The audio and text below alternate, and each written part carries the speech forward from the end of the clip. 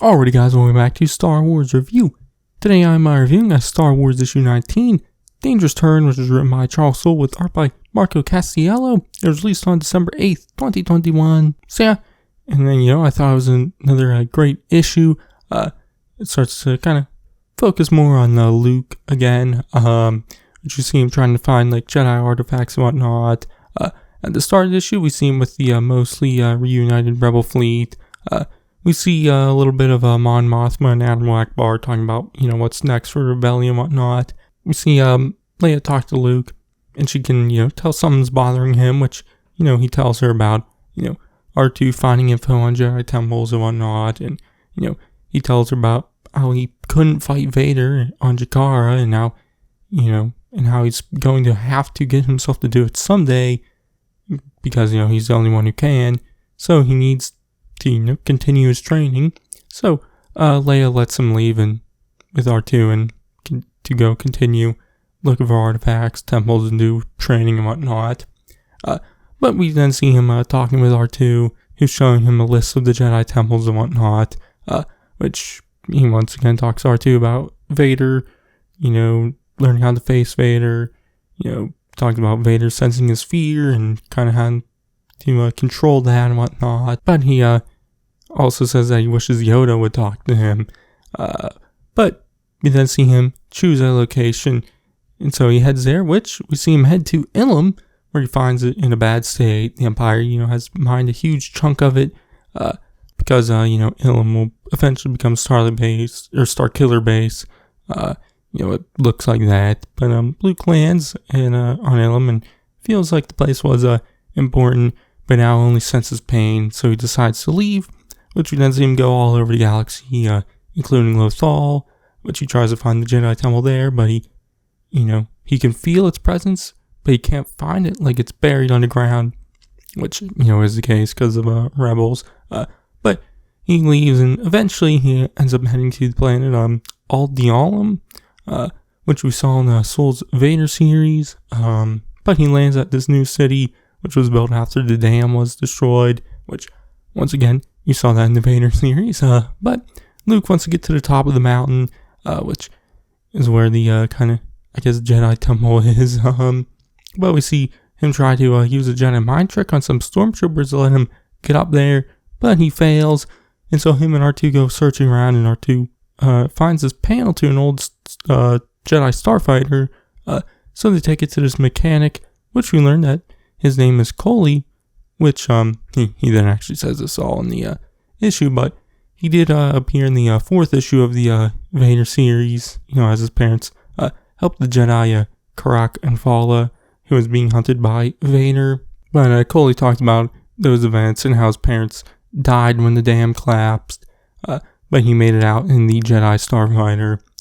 So Luke eventually asks him for help getting to the top of the mountain, which Coley agrees to help him out, and he tells Luke about how, the mountain has a lot of passageways and whatnot, with, the Jedi temple, I guess, has, artifacts and whatnot, but there's an Imperial base at the top of the mountain, holding a lot of those artifacts the Imperials have found, so they get to the top, and Coley then leaves, and so we see Luke kind of try to figure out how he'll get inside.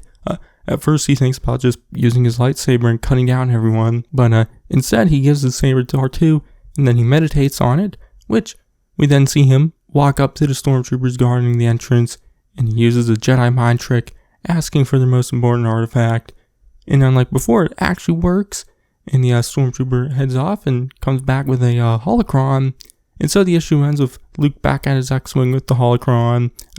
There's a callback to the 2015 Star Wars comic series about how Gracchus the Hutt had shown him one on Nar Shaddaa, but now he knows what it is and what it actually is and how to use it. So he opens it, and a recording of Yoda appears, telling whoever listens to the holocron that he has many things to teach the listener. So yeah, I really like that ending, because in the start of the issue we see Luke wanting Yoda to answer him, but Yoda isn't. Which, at the end we see kind of him accidentally find a holocron with teachings from Yoda. So, in a way, Yoda, is, answering him a little. So yeah, obviously, because Luke can't go back to Yoda because, he can't go to Dagobah right now because in Return of the Jedi, it's made out to be the first time Luke had went back to Dagobah. So, Luke can't learn from Yoda on Dagobah. So I like this decision to kind of get Yoda to still teach him, but through a holocron. I like that. But also, happy for the series to kind of get back to focusing on Luke's, Jedi training and whatnot. Or, just Luke and doing Jedi stuff in general. The first arc had a decent bit, definitely the second half of that arc. But the next few arcs were more about the rebellion, and the last arc was the War of the Bounty Hunters crossover, which had Luke and rebellion moments, but all those were very closely tied in with the whole crossover. So it's nice to get more with Luke, what's not so closely tied in with other stories. Obviously, this issue had a lot of callbacks and tie-ins to previous stories, but not like a crossover event like War of the Bounty Hunters. So yeah, but one thing I really liked was seeing him learn how to use the Jedi mind trick in this issue.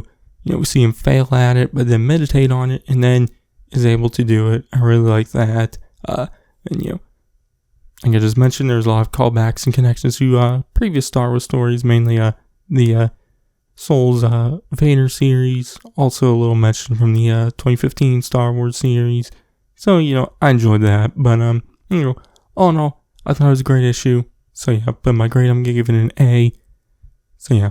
Anyways, that's going to be it for this one. My next comp review should be Darth Vader issue 18, I think it is. So, you can check that out then. But, in the meantime, or no, it's 19. I think it's Darth Vader 19. So, you can check that out then. But, I've been Sarzi, and I'll catch you guys in the next one.